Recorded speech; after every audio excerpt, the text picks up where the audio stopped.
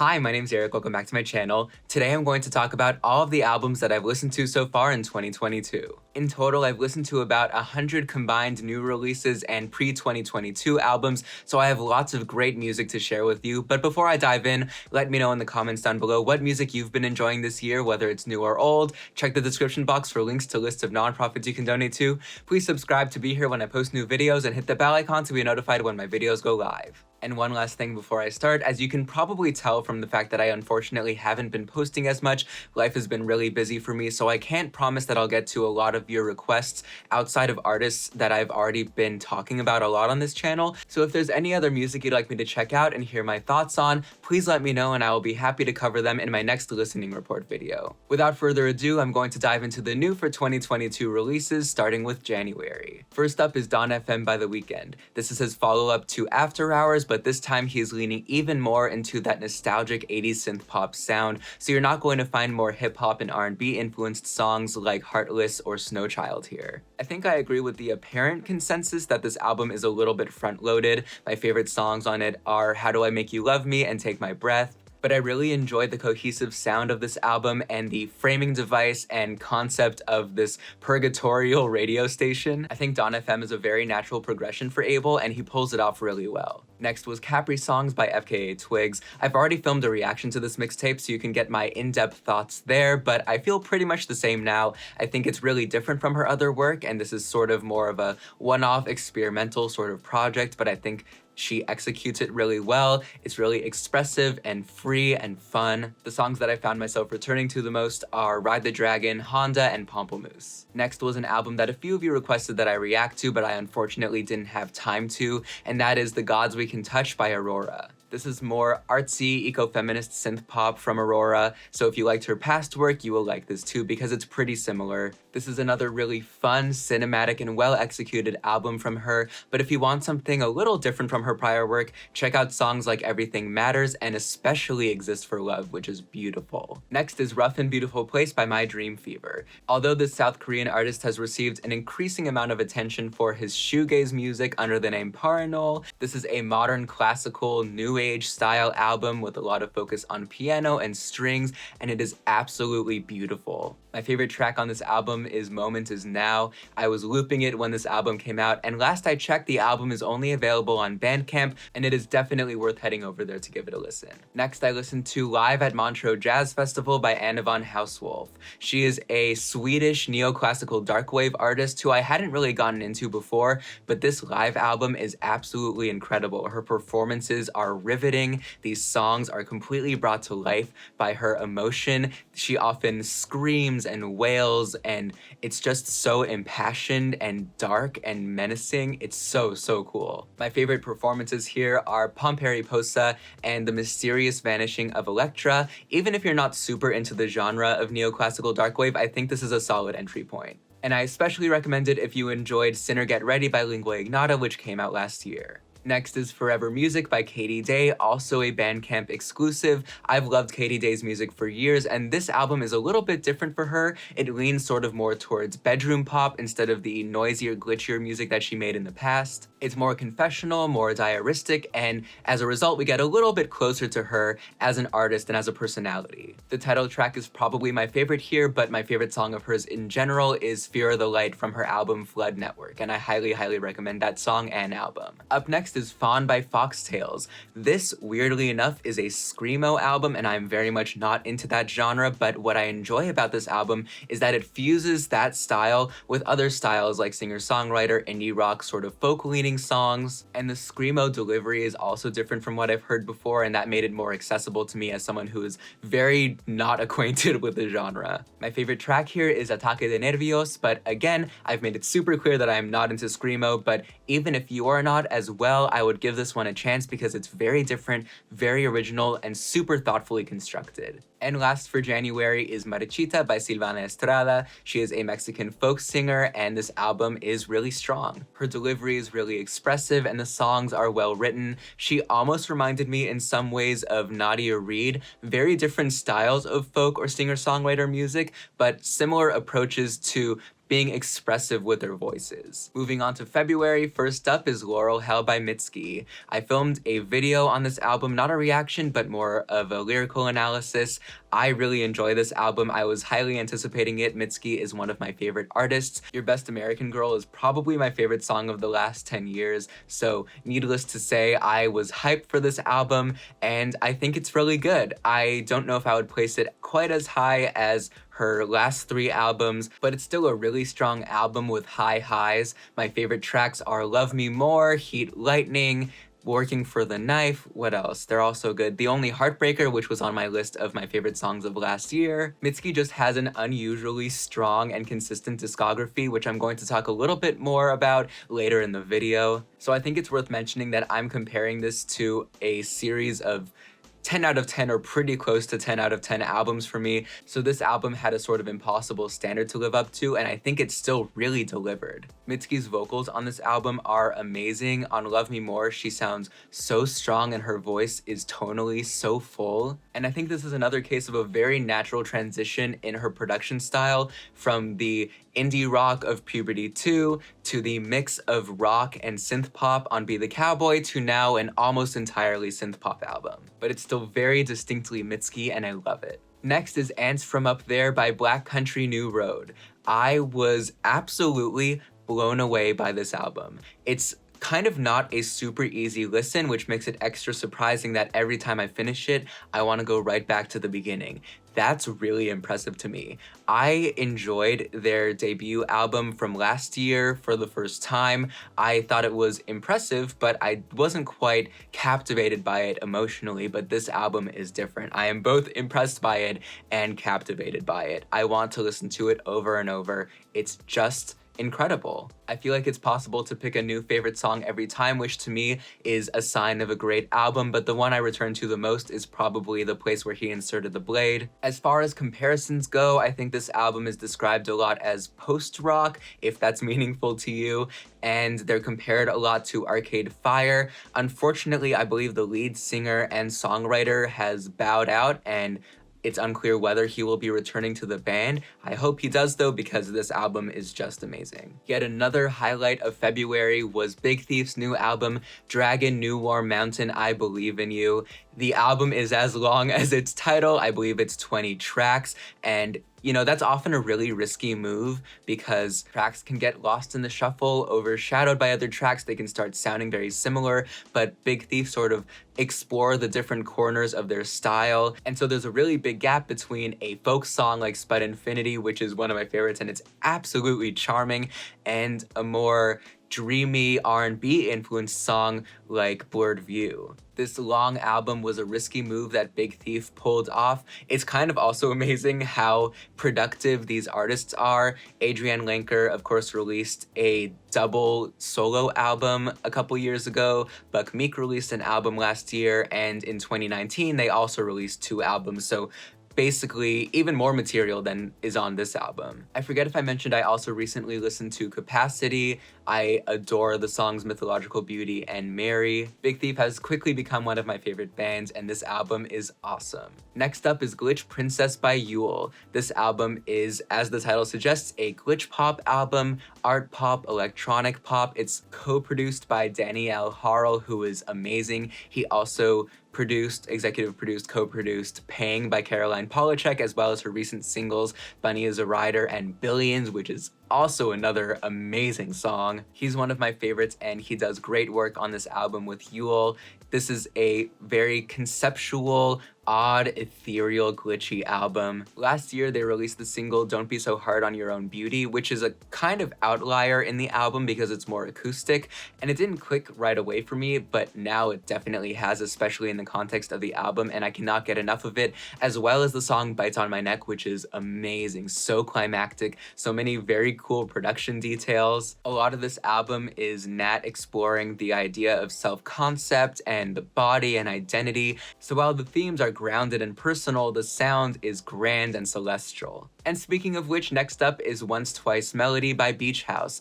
This is another super long album. It was released in chunks, which I'm not so sure how I feel about that rollout strategy that an increasing number of artists have been using. Orville Peck is doing that also with his new album Bronco, and I personally prefer to hear most of the album all at once, but I guess it varies person to person. Based on my initial couple listens, I think I prefer their last album 7 to this album, but it's still a very strong album. If you like Beach House, you will like this album.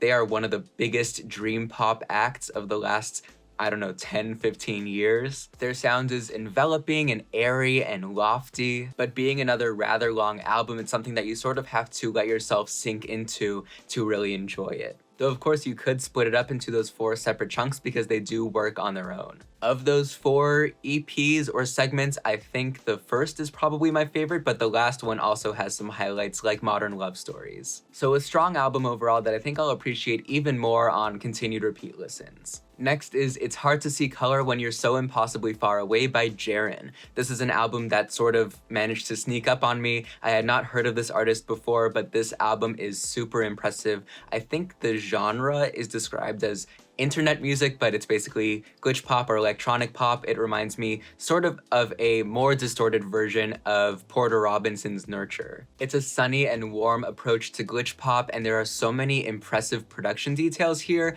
One that stands out to me is on the closer, Love in Every Single Way, where there's a sort of buildup of tension in these very tactile synths that sort of seem to build up and then release into the sound of laughter, and it is just so gorgeous. The song I probably return to the most though is When Everything Is Gray. This is a great album and I highly recommend it. Next up is Life on Earth by Hooray for the Riff Raff. This is the first album of this band that I've really gotten into, and I thought it was really fun. I believe they're describing the album as nature punk.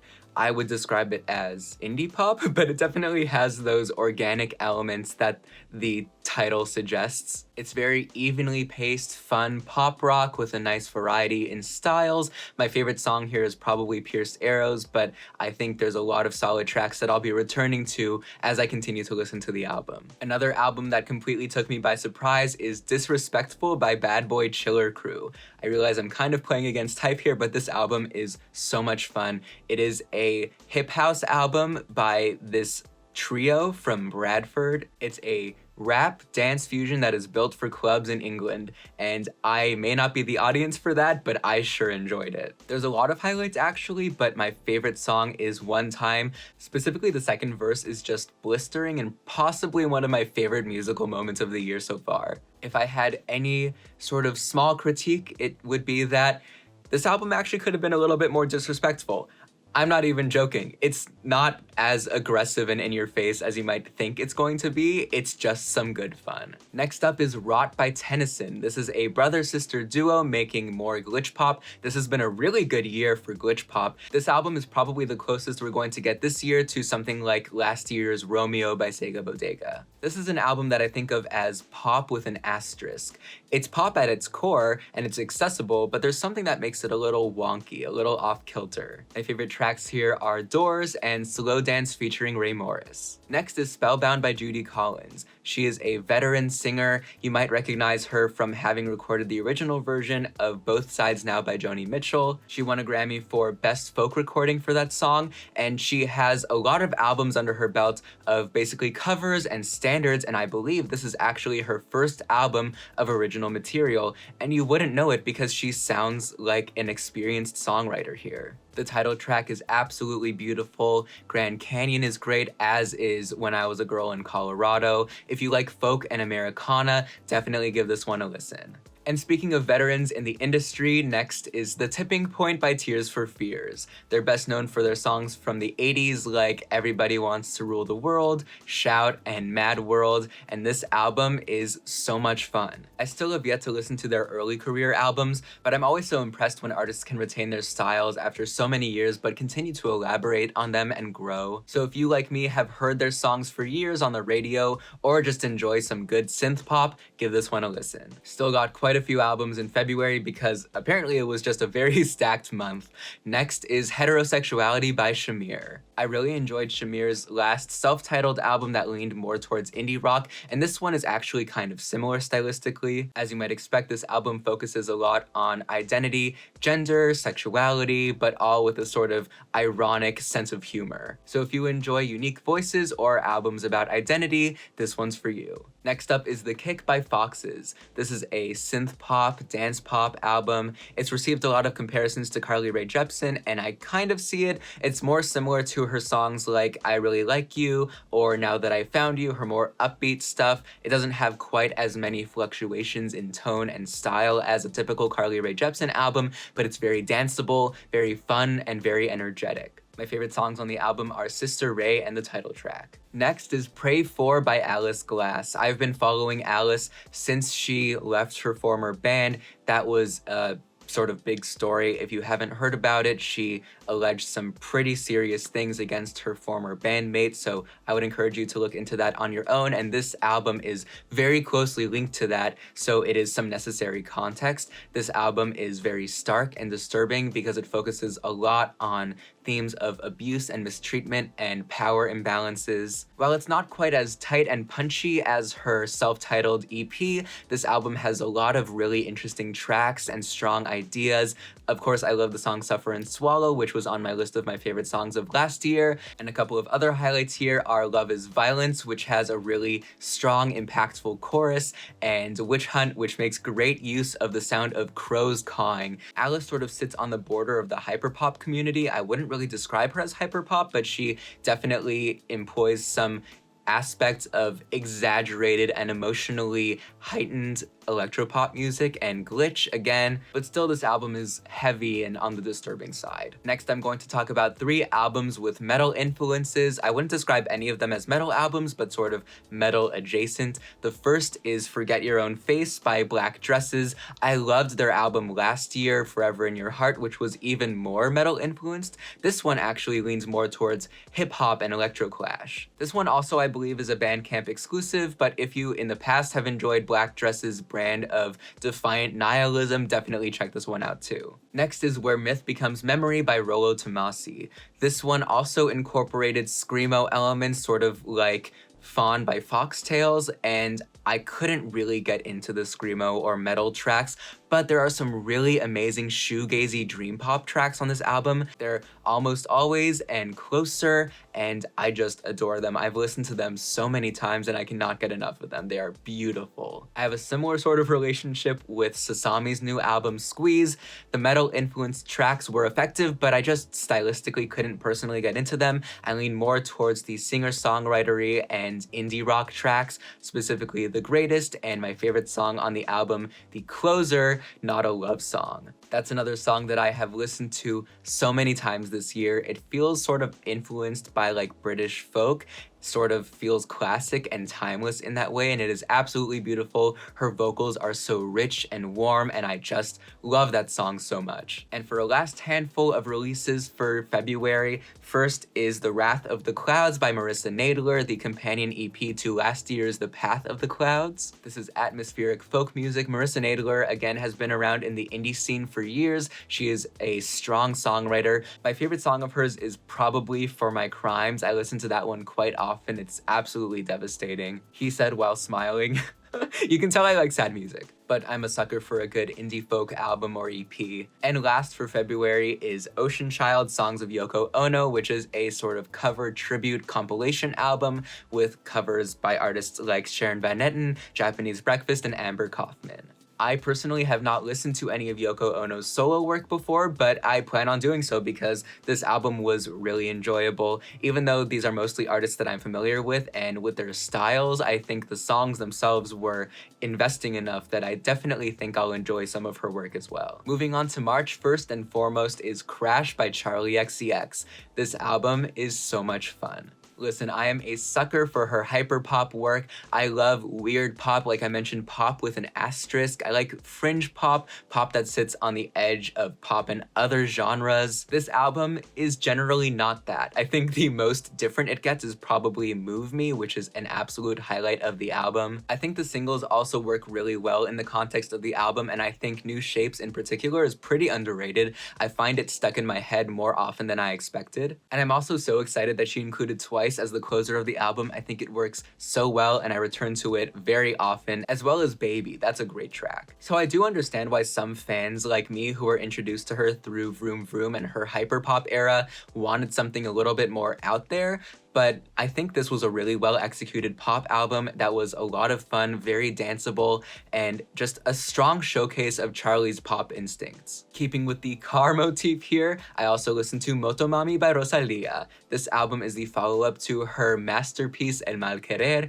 and this one is really different. I think some people are comparing it to Capri Songs by FKA Twigs, and while, you know, some people balk at comparisons in general, I think that is pretty valid because of the way that they both exhibit so much freedom and creativity. Because they're both masters of their craft and have definitely nailed down a style, and they decided to just go in a kind of different direction and try so many new things, whatever came to mind, and they went with their instincts, and I think it was super effective here as well. Saoko is probably still my favorite. I listen to that song so often, but I've also really grown to love Cute and Sakura. I would love to hear more of her flamenco influences. I think she leaned more towards hip-hop and Latin pop on this album, but I think the combination as a whole works really well. She's a magnetic performer, wildly creative, and this album is a blast. Next is Painless by Niloufer Yanya. I hadn't gotten into her music before, but this album completely blew me away. This is an album of moody, emotional indie rock, and there are so many highlights.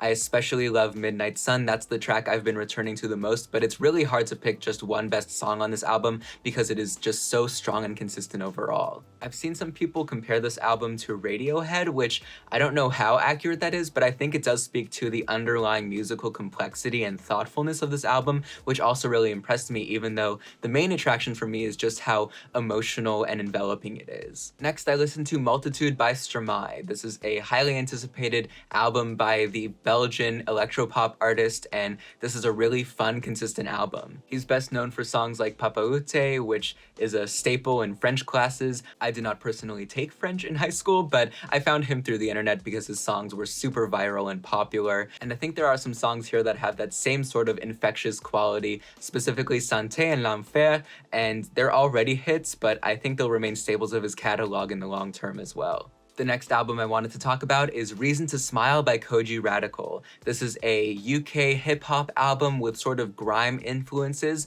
but the reason it stuck with me is that it has sort of more of a focus on melody and is very catchy. The themes are pretty much what you'd expect from hip-hop. It's very empowering, some personal stories that I really enjoyed. It's optimistic and catchy and just a really great listen, well performed, well produced, just strong overall. Next, I wanted to talk about American Girl by Kilo Kish. I had heard of this artist before, but I hadn't heard her music, and it is so impressive. I was absolutely shocked by this album, how fun it is, how conceptual it is. This album, like Dawn FM, has a really cool framing device with this arcade game. So of course there are some elements of bit pop, as well as the expected synth pop and art pop, but also drum and bass. It's basically impossible to pick a highlight because every song bangs, slaps, pops, bops, does all of the things.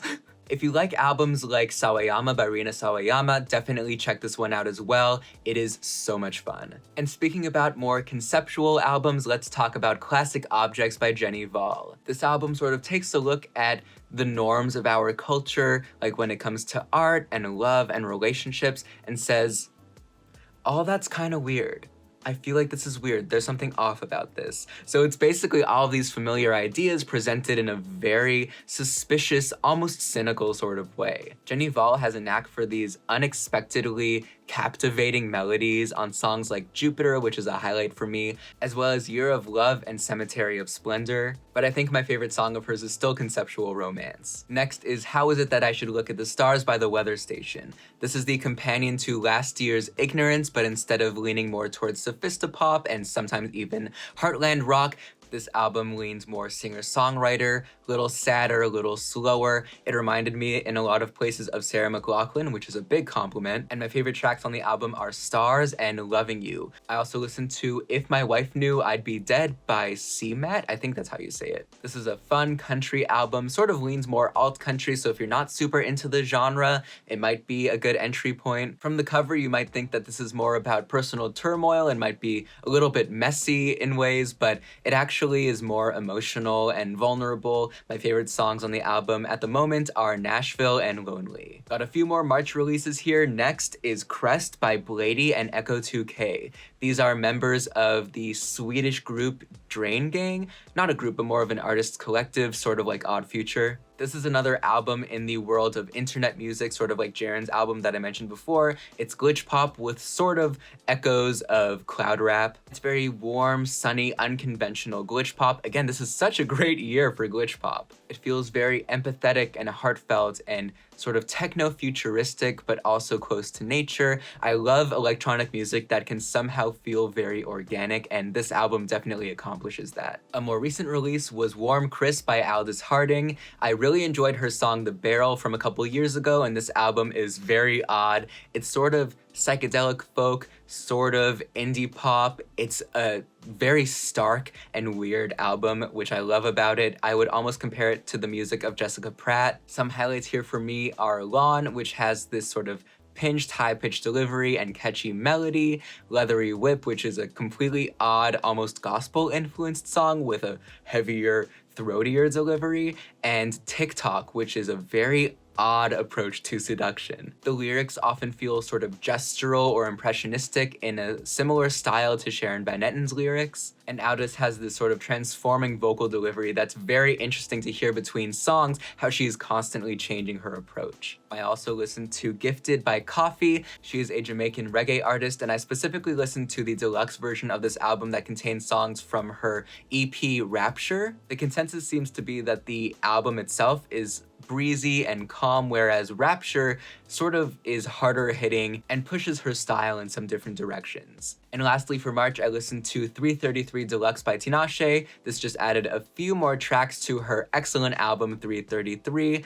They're all really solid. If you love Tinashe like I do, definitely listen to these bonus tracks. And finally, for my 2022 new releases, I've listened to only 2 April albums so far. First is Quitters by Christian Lee Hutson. This is the follow-up to his album Beginners from a couple years ago. It's a folk album produced again by Phoebe Bridgers and also with some backing vocals from her. If you like Phoebe, I think you'll like this as well. This is more introspective folk music that thinks about family and friendships and relationships. It's very warm and calm, and his vocals are very sweet, and his lyrics are very charming and likable, but also sad, which I love. There are a lot of really strong tracks here, like Rubberneckers and Strawberry Lemonade. I think Beginners was a little bit tighter of an album with more songs that stood out, but this album has a little bit more of a relaxed atmosphere and a little bit more melancholy. And I think I'll find even more songs that I love on repeat listens. And the second April album that I listened to is The Unraveling of Pup the Band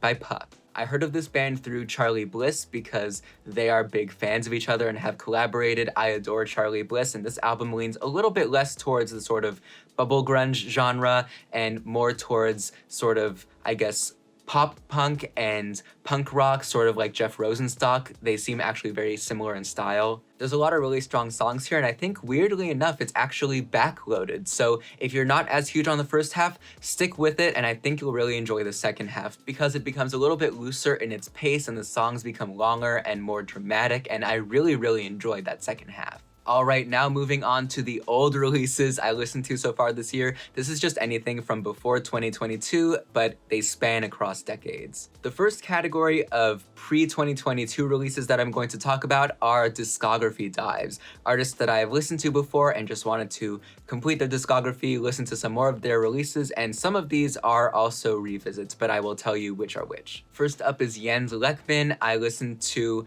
all of his albums from before Life Will See You Now, the first being Night Falls over Kortedala, and this is actually kind of a bummer for me because he took this album off streaming. It's not entirely clear why, but it just seems like he maybe isn't super enthusiastic about the album anymore. He doesn't feel like it reflects his current artistry, but it's also pretty unfortunate because this album is just amazing. If you can still find it online, I would encourage you to listen to it. It's probably the closest you can get to Illinois by Sufjan Stevens. It has that sort of same sweet, sad optimism and instrumental lushness. Some of the highlights here are Your Arms Around Me, which is a classic early 2000s indie pop love song, A Postcard to Nina, which is a super charming story song, and my new personal favorite, Sipping on the Sweet Nectar, which is a sort of new take on the classic crooner song that has these constantly changing keys, and it's just so beautiful and fun. I also listened to his debut album, When I Said I Wanted to Be Your Dog,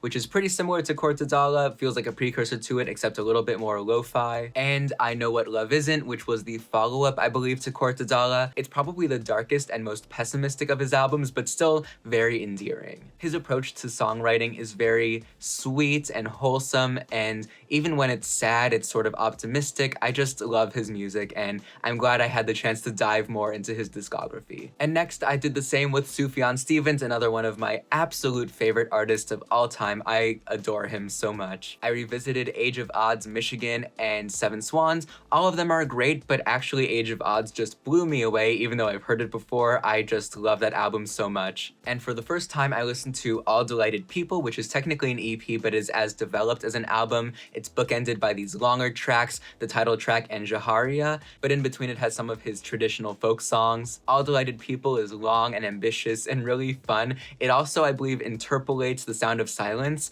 I love his sort of random references here and there. He also interpolates, Love Will Tear Us Apart in Christmas Unicorn. Does that match? I don't know, but I love it. I listen to his Christmas albums every year. It's a tradition for me. I also listen to Enjoy Your Rabbit, which is a Glitch album. I think his fans pretty much overall prefer his vocal work to his instrumental work, but he's a really impressive producer, as he proved again on The Ascension. I listened to his early album, A Sun Came, which is absolutely bizarre. When it started out, I thought it was going to be sort of a prog-influenced folk album with these sort of medieval sounds, and then you get songs like Super Sexy Woman that are just like inexplicable. Just bizarre, but worth listening to if you want to complete his whole discography. And I listened to The Avalanche, which is the companion to Illinois. It pretty much matches up. It's an amazing companion album, but honestly, I would not mind hearing it combined with Illinois to be just one mega Illinois album. I also dove into Charlie XCX's discography, revisiting Number One Angel, and also listening to Sucker and True Romance, which I had actually never heard before in full. Sucker to me brought to mind Treats by Sleigh Bells, because it has those sort of noisier, punchier approaches to pop and the high school imagery and themes, the sort of cheerleader vibes. But I think of these albums, the one I was most impressed by was True Romance, because it is so different from recent Charlie. It's a classic early 2010s indie-tronica album. It's more 80s influenced, sort of like what she returned to on Crash. It has some absolute bangers on it, like Nuclear Seasons, You, Grins, and What I Like. And Charlie clearly has a history of choosing great producers to work with who will help her realize her vision. Continuing with my discography dives, I listened to Fleet Fox's self-titled album, Helplessness Blues, and their Sun Giant EP. Their harmonies are the main attraction here. They are so luxurious. I think their newer music is a little bit more modern feeling and sort of minimalist. That might not be exactly the right word, but Robin Pecknold's voice comes more to the front in their newer music, as opposed to being shrouded in these harmonies. All of their work is excellent. They have a super consistent discography, and I am still anxiously waiting for Robin to collaborate with Joanna Newsom. Next, I completed Taurus's discography, finishing up with Sprinter and Three Futures. I think Sprinter is the stronger of the two, but Three Futures has one of my favorite Taurus songs, Helen in the Woods. It is just so out there, so odd, but also catchy and hypnotic. And this might be a hot take, but my favorite album of hers is still Silver Tongue. It's the album of hers that I first fell in love with, but now having gone back and listened to her other work, I can see that she is just super talented, and I recommend her music to anyone who likes indie rock. If you like artists like St. Vincent or PJ Harvey, I cannot recommend her enough. And my last discography dive was St. Vincent. I love her music, but I started listening to her with her self-titled album before falling in love with Strange Mercy, so everything Strange Mercy forward is something that I've listened to many times, and I've listened to Marry Me an Actor fewer times. They're both excellent. I am super impressed by them. I've listened to them before, but some songs that stood out to me more recently are Paris is Burning, Now Now, and The Strangers. But I also listened to Love This Giant, her collaborative album with David Byrne, and I was super confused because I was under the impression that this album was supposed to be like kind of weird and kind of not that good, but I loved it. I thought it was great. It's such a great marriage of their styles, and I guess now is as good a time as any to say that until more recently than I'd like to admit, I thought David Byrne and David Lynch were the same person. Should I say that? Next, I don't want to keep you here too long, so I'm just going to first rattle off some albums that I revisited, and then talk about a series of first-time listens that I wanted to highlight. As far as revisits go, I listened to Back to Black by Amy Winehouse, a modern classic. It has so many instantly, self-evidently great songs in it. I am just blown away by it every time. I revisited In the Aeroplane Over the Sea by Neutral Milk Hotel because, obviously, great album. I love the title track. King of Carrot Flowers is also great. I revisited the Mitski albums that I had listened to least recently, so Lush and Bury Me at Makeout Creek. I don't know why Bury Me isn't in my regular rotation. Just a few songs from it are, but I wanted to get the full experience again, and obviously it was amazing. I was also impressed by Lush because I didn't remember just how great of a debut it is, not to mention that she basically made it as a college assignment, or at least produced it while in college, which is just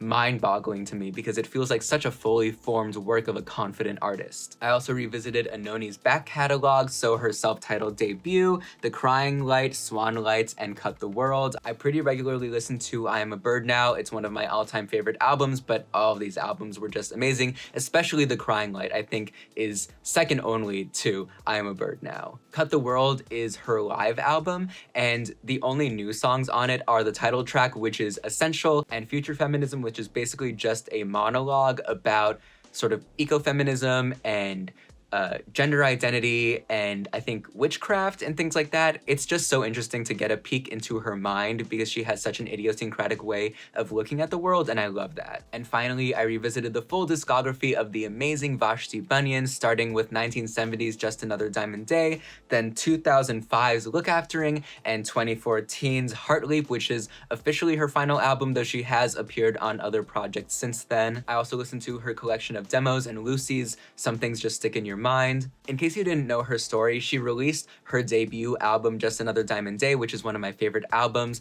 in 1970, and it was sort of lost, and she didn't continue with her music career until her music was rediscovered in the Bay Area of California in the early 2000s by artists like Joanna Newsom, who created the freak folk movement, and now she returned in the 2000s to release her last couple albums, and they are also beautiful. Finally, I'm going to talk about all of the albums from before 2022 that I listened to for the very first time in chronological order. First up in 1967, we've got Gentle on My Mind by Glenn Campbell. This is the definitive album by the Rhinestone Cowboy, and before I didn't quite understand why he had that name, and now I do, and that's because he combines the sort of homegrown feeling of country with the glamour of Baroque pop. So as usual, even if country's not your thing, this might be a good place to start because there's that classic country song, the title track, which is incredible, and then these sort of poppier tracks with maybe country influences. It feels more like country pop, so definitely give it a try if you want to get into country, but you're not super attuned to the twang and cultural specificities and things like that. Speaking of country, I listened to Stand By Your Man by Tammy Wynette. The title track is sort of a classic traditional country song, but the album in general is sort of shockingly dark. It's about domestic life and a sort of hopelessness that comes with it, especially when you feel trapped. This obviously is from the 60s, when it was that sort of mid-century era of this stifling domesticity, and the album is surrounded by this sort of threat of divorce, and there's this song, Cry and Cry Again, that's from the point of view of their child, and it's just so heartbreaking. But my favorite song on the album, I think, is I'm Only a Woman, which of course sounds very self-deprecating and sad, and it is, but it's also very beautiful, and I return to it a lot. So If you want something more towards the traditional country of the mid 20th century, sort of leaning more towards artists like Dolly or Loretta, this one's for you. I listened to Scott 3 and Scott 4 by Scott Walker.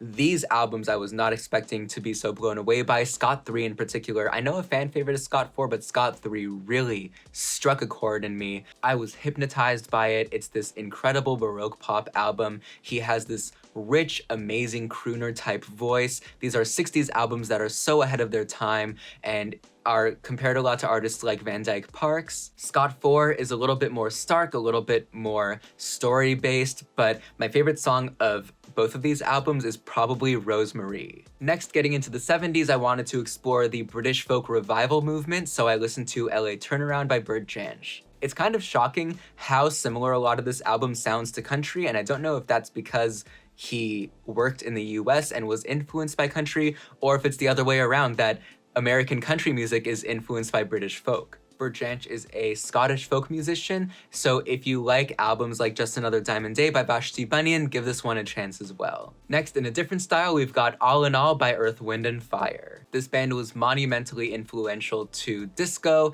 They are sort of more soul-leaning on this album, but my favorite songs are Serpentine Fire and Fantasy. This is just a really fun, instrumentally masterful, and energetic album. Next, chronologically getting into the 80s, I listened to Like a Virgin, I listened to it with you, and I love the detail that you told me about, that some of the songs are actually sped up, so her vocals are pitched up. I didn't realize that, and now when I listen to these songs or hear them on the radio, I can't unhear it. And I think that's a piece of trivia I will definitely be deploying at some time when I'm with friends, so thank you for that. And I listened to Tracy Chapman's self-titled album from 1988. She's another big figure of folk and singer-songwriter music from the 80s when folk wasn't really the popular genre. What struck me about this album was I was thinking, these lyrics sound very familiar. These themes are things that I've heard about many times in recent music. And then I realized that's because so little has changed, and that's what's really impactful about this album, even more than 3 decades later. Obviously, Fast Car is a classic, but I also really enjoyed Behind the Wall because it's probably the most specific and imagistic of the other songs on this album. Now getting into the 90s at a blistering speed, I listened to the soundtrack to Twin Peaks by Angelo Badalamenti and Julie Cruz. Angelo, of course, composing the score, and Julie Cruz being the voice behind songs like Falling. I watched season 1 of the show and of course had to listen to the music. It's just so beautiful. It's this synthy, dream pop influenced soundscape, and it's just amazing. And despite being such an odd and menacing show, the theme is so warm and so beautiful. Next is an album that completely took me by surprise, Ingenue by K.D. Lang. What a voice. She has the most sumptuous tone and excellent technique. I actually first heard of her through her supergroup with Nico Case and Laura Veers, Case Lang Veers. Obviously, the big hit from this album is Constant Craving, a song that I find myself listening to all the time. Miss Chatelaine is also great, but every song features her immaculate vocals. But flipping to the other side of the spectrum from something warm and sumptuous to something cold and aggressive, let's talk about The Downward Spiral by 9 Inch Nails. This is a formative text to the industrial rock genre, and it is just immaculately produced. The production on this album is possibly my favorite thing about it. It is so detailed. Some things are honestly so effective that they made me uncomfortable, like the sample of people screaming on one of the songs. Very scary, very effective. The lyrics are very overtly menacing, so either you'll get into that or you won't. Obviously, Closer and Hurt are absolute classics. As you know, I lean a little more towards pop, so I probably prefer industrial pop to industrial rock, but music that's pop at its core and has these sort of aggressive, heavy production elements to it is definitely going to appeal to me. And the last 90s release I listened to is My Life by Iris DeMent. I listened to her debut, Infamous Angel, a while ago. I love her song, Our Town. It's sort of this defiantly optimistic, heartwarming, but also sad and melancholic song. She leans sort of between country and folk and Americana, and this album is just devastating. It's so abjectly hopeless at times that I was just shocked that it's the same person who had that sort of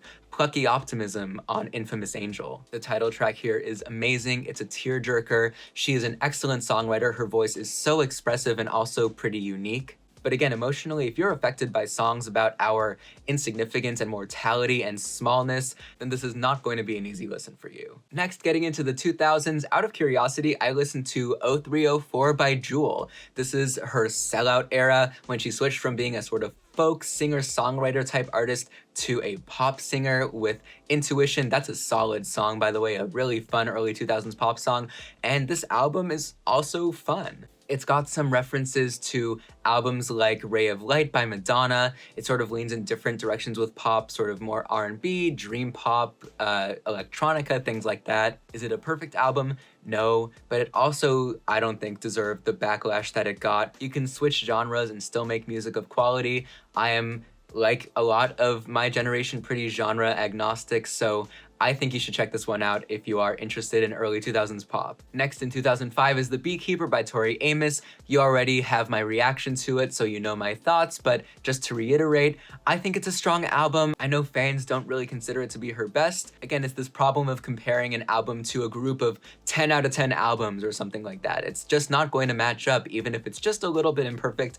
Given it's a little bit more than a little imperfect, I think it is overlong. It could have been trimmed, it could have been a little bit more concise, but there are a lot of great songs here showcasing Tori's songwriting and voice and abilities as a pianist, and I think it's still worth listening to. Next is another band whose discography I've been enjoying and exploring, and that is the Go Team. I listened to their album Proof of Youth, the follow-up to their debut Thunder Lightning Strike, and it was also super fun. The deluxe version, I think, of this album also includes a cover of Willow's song from The Wicker Man.